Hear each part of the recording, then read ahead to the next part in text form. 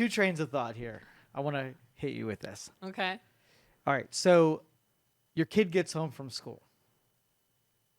Your kid wants to watch some YouTube videos, play some video games. It's 80 degrees outside. The sun is shining. They should be outside playing kickball. This is my real life you're describing. And so you as a parent, do you let happen the electronics or do you force the outdoors?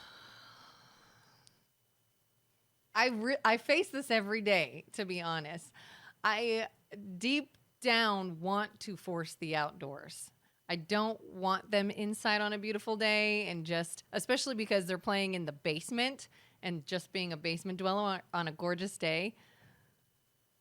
I may be inclined to let them have a little of both, like play for a few minutes, then go outside and play, or go outside until they're like dripping sweat, getting red. Then you can come in and cool off and play on the electronics. I feel like I might do like a hybrid. So what if 10 years from now, when they enter adulthood, that technology is such that there really isn't the necessity for outdoors and human interactions? What if their entire life is done within the digital realm? And so letting them go play games and be around other digital people is preparing them for success in the future. I don't like that reality. Unnecessary to be around people, no contact. You don't have to. If you get entered in the simulation and your interactions are with other people that are also in the games or social media or whatever, and they pick up their knowledge from what they watch on YouTube and they're following their interests in the digital world, and literally nothing you're trying to get them to do outside has any relevance or of any value 10 years in the future, would you still do it? What about their physical health? Well, let's keep that aside. We'll talk about we'll talk about the physical. So we're looking from just like a social aspect. You got to think, like, why do we do as parents the things that we do? Is it to prepare our kids for what they're experiencing in the future so they can practice through it? And would you be doing a disservice to your kids if their whole experience is going to be predicated on what they get really good at right now? I guess I have a hard time thinking that there is any realm that's going to be beneficial, because even if let's say there's this whole era where they have no need for person-to-person contact, it's all through technology, machines, or whatever, don't you think there is still some form of maybe social awkwardness because they've not learned how to deal or be around people? Even if they're just communicating through a video game, through a computer, through something, there is still communication happening. And those skills, I think, will even be lessened if... It is really good logic. Like, I follow the logic. I just don't agree with it. Okay. Because my 8th grade math teacher said, you got to learn long division because you're not going to have a calculator in your pocket. So you're using what exists today to give really good advice. But then you get to the future and like, you asshole, you made me learn long division, and I've never had to use it because I have a calculator in my pocket everywhere I go. You made me learn social skills, and I never needed them. Yeah, what if they're not relevant in the future? What if there's no value in it, and we put so much effort into something that's not going to have value in the future? That's scary. That's basically, we're basically then talking about robots, AI. We cease to exist as human beings if we bring nothing more to the table. Are you than a under robot. the illusion that it's not going to happen anyway? Like, you're looking forward. You're seeing robots serve you up in restaurants. Yes. You're seeing AI make videos and audio of the stuff that human beings once did, and you're under the illusion that's somehow going to like fizzle out, right? Just a fad. I don't think it's going to fizzle out. I think it'll continue to develop, but there's still that human aspect. We can still pull the plug. We can make a machine do damn near anything, but we can still turn it off. Don't you think? What if you're wrong? What if what you're trying to help with has no value and you're going to impede your children because you're going to make them worse in the future world when all their peers are going to do it and they're going to dominate and they're just going to decimate your kids because you want them to go outside? Had I let them be on Fortnite 24/7, they would have been better off than if they went outside and played. In that hypothetical, will you have guilt and shame because you said, get outside and enjoy that analog sun and all that vitamin D is most important to you? I feel like physically someone who did that can beat up the nerd that decided to stay in and live in a virtual world. If it came down to the two of them, who do you think would win? Somebody tech savvy who's familiar with that, or somebody physically stronger and physically more Again, you're capable? assuming that people in the physical world are ever going to run across each other in our physical meat suits. I don't think it's going to happen. Our meat suits, yeah. It's going to be, we're interacting through email, messaging, avatars, virtual worlds. I never have to see you. I could make myself anything I want to be. And then that's the version of me that you see. If you ran me in the real world, you have no idea who I really am except for what I do in the virtual world. You might be wrong. And you think you would know how to convey any of that in a virtual world, having never learned how to do it in the real world? If you were sitting next to your kid, and you probably don't do a lot of interacting with people in virtual worlds, and they probably do a whole lot of it. Yeah. Who do you think's better at it? More seasoned at interacting with the hostilities that come through a virtual world? You or them? I'm sure it's going to be them. They've done it. I've not done it. So you want to make them worse in the world that they're going to inherit and be more like you, where it's like, hey, let's get outside the game and play kickball. And they're like, kickball? And this is assuming that this is going to happen within their lifetime. I guarantee it. Like, I'll put money down on the table right now that in their lifetime, maybe 5% of your life is digital and 95%. And every year that goes by, it'll be more and more of that before you don't really have an outside of the virtual world life. So how many years from now you think? 10 years. 10 years. In 10 years, you think we're living in a virtual world? Yep, 100%. You know how fast 10 years can go? I know. And it's happening at an exponential rate. So we're talking like no meat suits, all virtual. Won't have to meet suits. There will be some participants. The old school, I'm not doing that damn thing, will still be wandering around saying, where'd all the kids go? Right? Because they're experiencing their professional life, their educational life, their relational life inside the virtual world. And in 10 years, they will have all put all their efforts into this virtual world, but not everybody has. So it'll be who put their efforts into virtual world versus who didn't. And Inside-outside economy, for sure. And you think one will be stronger than the other?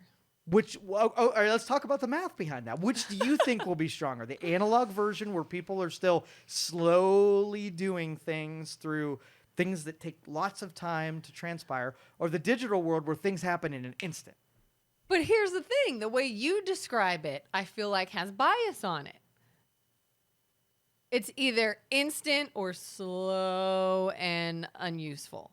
How do you know that's what it's going to be? What could there be? Give me an instance in the math where it isn't instance. Like you First send an of all, email anything versus a letter. involving math is not going to be explained by me. All right, well, I'll present to you why I think that you're wrong. Okay. You send a letter versus send an email, which is faster. Right? Yeah. You travel to Paris, which is faster. Like everything can be done in an instance because you don't have space and time that get in your way of experiencing something.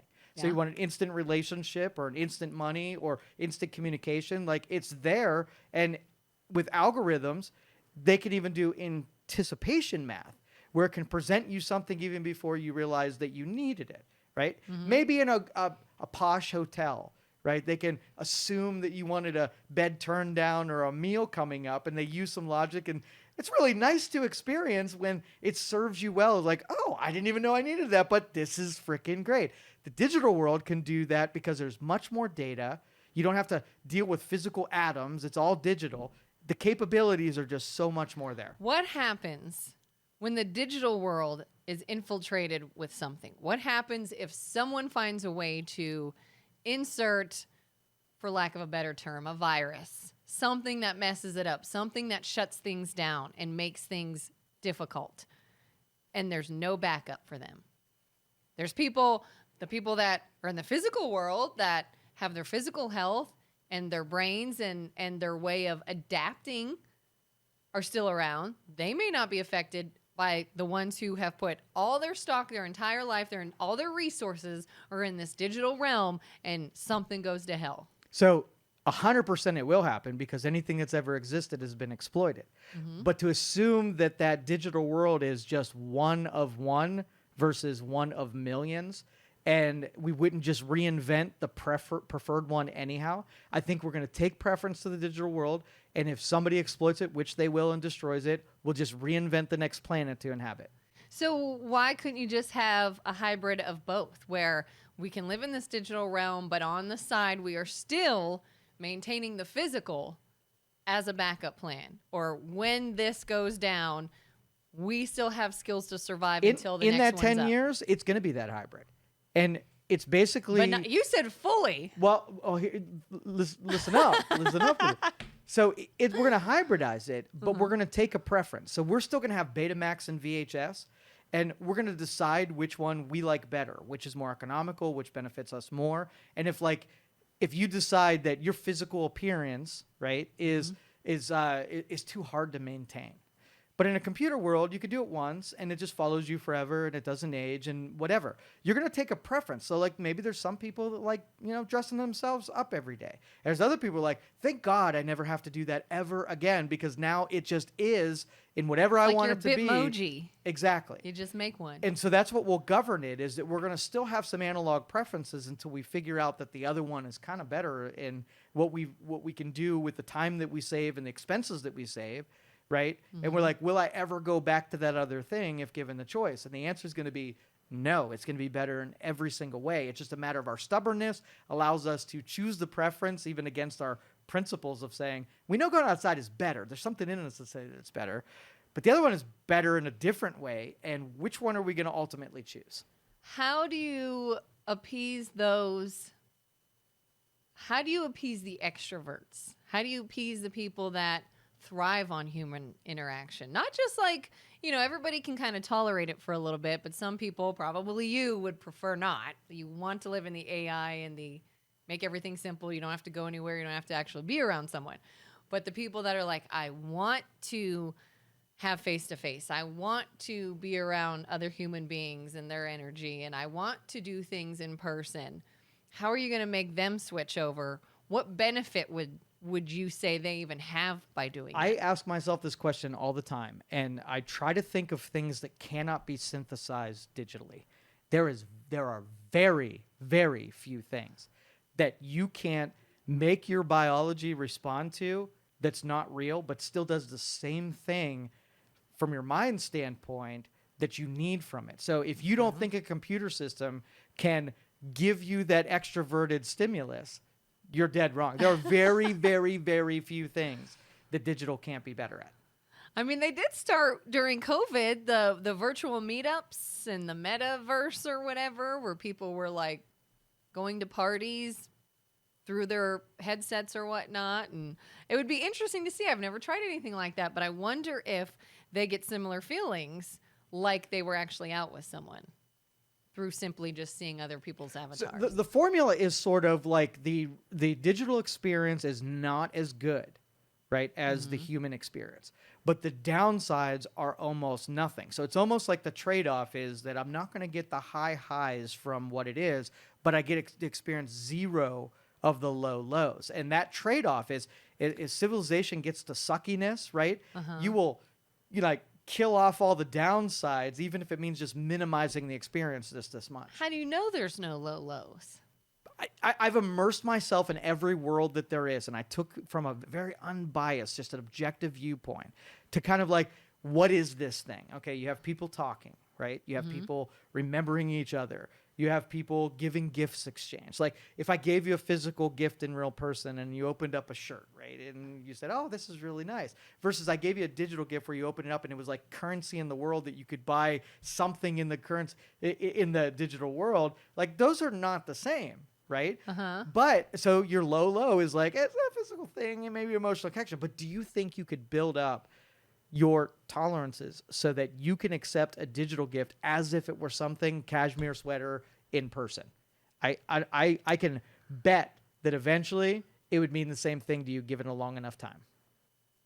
I could see that. I could see that happening, especially, I mean, to me, a gift is a gift. It's something that you get because someone wanted to do something nice. There's meaning behind that. Obviously, everybody says, oh, it's the thought that counts, and some people don't see that. They want a nice gift. So I could see that evolving, but I don't.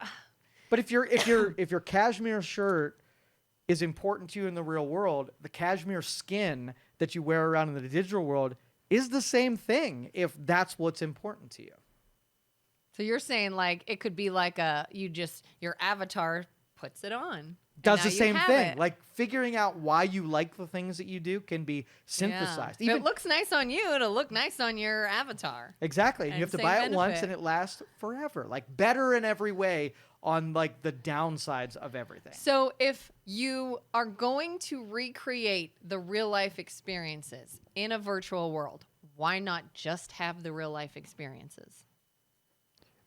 Because the space, time, and finances are limited in the real world, right? Highly competitive, scarcity. In the digital world, it doesn't have to be, there aren't any limitations. You can have an endless map, right? So you don't run out of property, you don't run out of money, you don't run out of friendships. Like they're infinite. Infinite is better than Like you'll limited. never run out of space or That's what I'm saying. Like you can go through the inventory of all possible things for your rest of your life and never run out.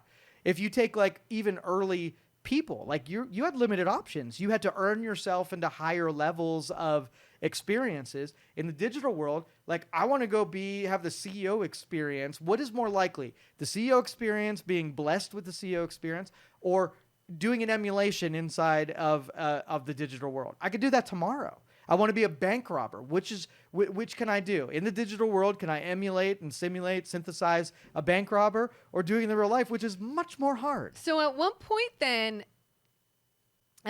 does life feel pointless? Like if you can experience anything you want whenever you want, at what point are you like,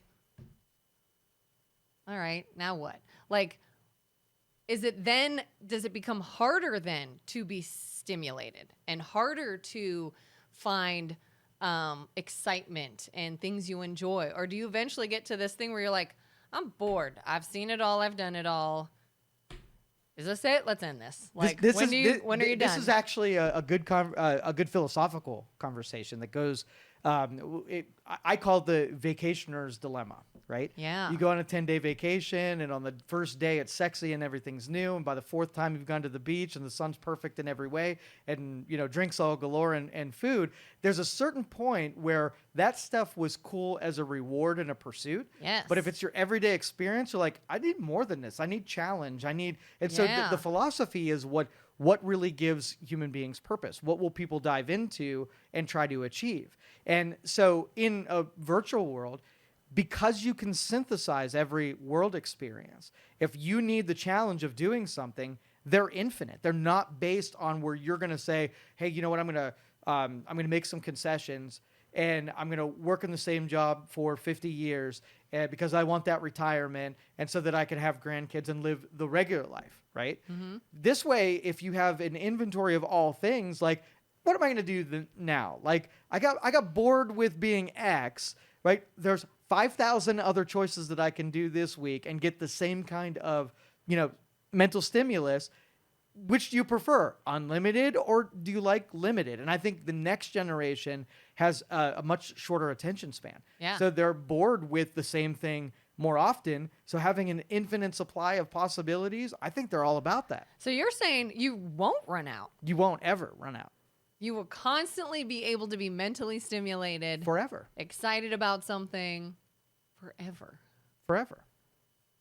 It would be a hard bargain exhausting. for people to pick real world over unlimited resources in the digital world. I can't see many people outside of the stubborn who will give in and say, let me do the hard one that's got all kind of disaster with it and chaos and torture and whatever. Let me pick that one. I just don't see it. So how would you literally see this playing out? Would you see this as something, because I'm curious about what would happen to your body then. If you went into this sort of digital realm indefinitely, your physical body is going to start to break down. Oh, yeah. So then what? How do you appease what your physical needs are? I mean, anything. It could be going to the bathroom. It could be your heart rate being managed or nutrients. Anything that your body needs to survive is going to need addressed. So how do you see that transition? Okay, so if I start cutting things off of you, things that you need versus you don't need, where could I cut where I've removed things that make life impossible? Like there's gonna be some things that are necessary and then things that you don't need anymore. Yeah. Right. So if I'm gonna take you out of your meat suit, what parts do you think you're gonna need? To live Yeah. out of your meat suit, Out of your meat suit. your brain. Okay, so you need your brain. I'm gonna agree with you on that one. I feel like you need your heart. Or is that part of the meat suit? You can synthesize heart because what the heart does is carry oxygen and nutrients to your cells. And spoiler alert, I'm going to cut pretty much everything from the neck down so you don't have as many cells. So I can just create some kind of pump that sends enough nutrients and oxygen to your brain to keep you alive. Do you need eyeballs? No, I can just connect little wires into your brain to what the same places that the eyes translate image data to, and I can synthesize image data so I can send you images to your consciousness without needing of eyes. Do you need to speak? No, you can send digital information from person to person, and speech can then be created based on the inputs that you send. So pretty much here down, you're done. Your brain. Your brain, a brain in a jar, connected to my digital, weird world. Okay.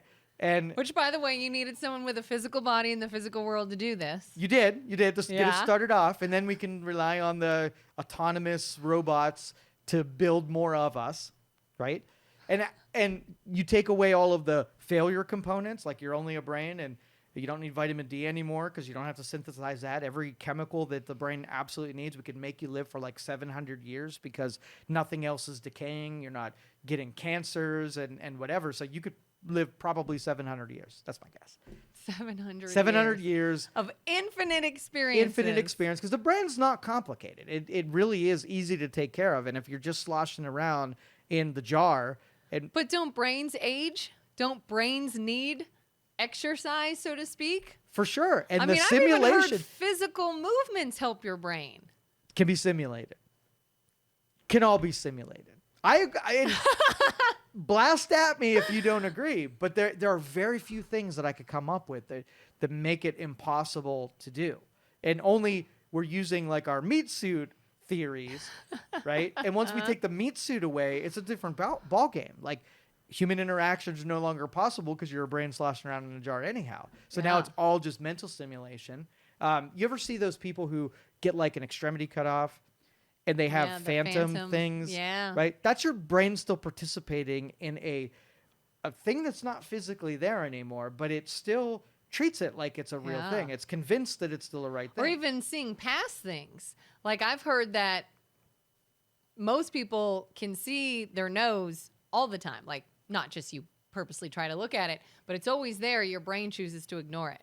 And so when you're looking at your vision, your nose is not standing out to you because your brain is ignoring Blocks it out, absolutely. Yeah. So the brain is super capable at creation. One example, like I stopped trusting in analog input like a long time ago. Okay. Analog input. So your senses deliver information to your brain, right? And then your brain processes it. You just trust what you saw and hear and smell is real. And every optical illusion, right, tells you that your brain takes some liberties in what it's allowed to process. So this is the first one that got me. So you take a person that's bouncing a basketball, and they're super close to you, and they're bouncing the basketball. Now, we both know that sound and light travel at different speeds. So the light that is telling you that the person's bouncing the basketball and the sound of the basketball that's hitting the pavement are getting to you one slower and one faster. But your brain is saying, hold up, I know this stuff's happening at the same time. So I'm going to skew time. I'm going to take the slower sound and wait for it. I'm going to suspend and suppress the optical, like the light input. I'm going to slow it down and not let the neurons see that that's happening until the sound has reached the sensory input. So you're not seeing the basketball happening at the same time that the basketball's happening. You're living about, I think it's 8 milliseconds in the past as your brain takes those liberties and messes with time. And you'll see, like, if somebody steps further away and bounces a basketball, you'll see it misinterpret because your brain has an 8 millisecond buffer where it can slow time down and suspend that before it runs out of capacity. And even when, like, a jet flies by, you see a jet go by and the sound. That's what your brain's capable of doing, of messing with you, right, for the sake of you accepting it. Your brain's controlling you. You're not controlling That's your it, brain. right? And what about the blue dress, right? Or what the color do you sneakers see? and whatever. Yeah. So who's really in control of this? Like, you want to think you're just getting a truthful handing off of information, and your brain's doing a lot of fill-in work. I mean, even like you've heard of referred pain. Something will hurt. It's actually something else in your body that's injured, but the pain signal's going somewhere else. So I think that if you have artificial manufactured input to your brain, it is more likely to accept it because it's already really used to filling in lapse and lack of information that it's already receiving. So I think it'll accept it super quick. So if your kids are playing with the devices, right, and they're accepting a reality that objectively you're saying is not real, right? The next generation, it might be as real to them as it is to us right now. The next generation. My kids are still going outside. Get out. Get out of my house.